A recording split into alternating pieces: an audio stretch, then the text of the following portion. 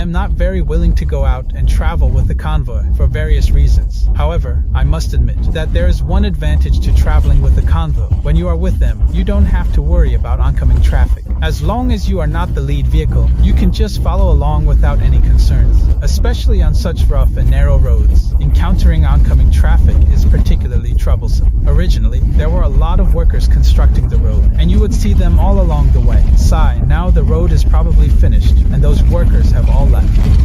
There are no more shell craters here. Oh well, the crow's mouth has opened again, and there are still some. Ahead is a pretty village. Let's take a look at Songta village, the first village checked by police when entering Tibet. Let's go down and take a look. There's also a hot spring in Songta village, the first village in southeastern Tibet.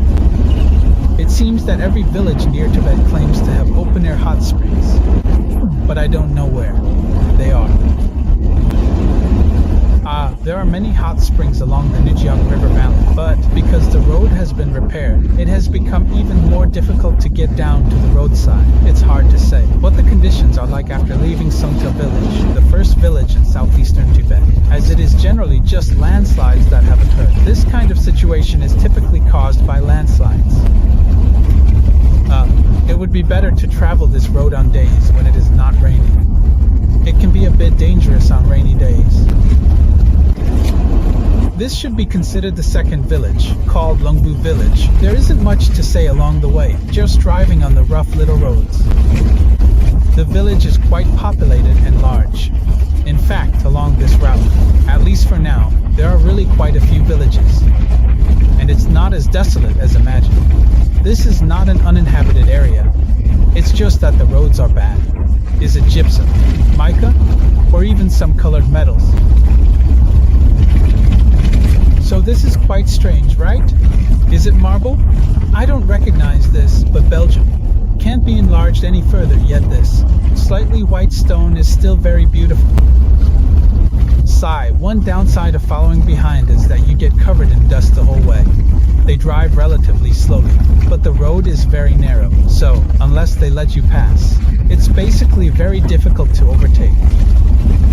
But you need to be very careful here because this area is filled with what should be called standing rocks, which are those sharp, fragmented rocks that look like blades. If you accidentally scrape against one of these rocks, it could be quite serious.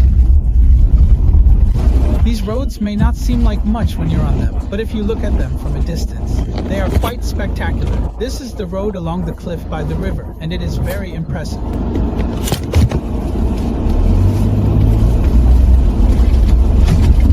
From this side, you can see the road on the opposite side. It's either a landslide or a bad road, and then there's driving along the cliff by the Xinjiang River.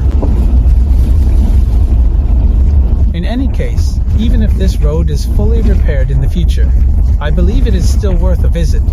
This is absolutely a part of China. At least it used to be a legendary route.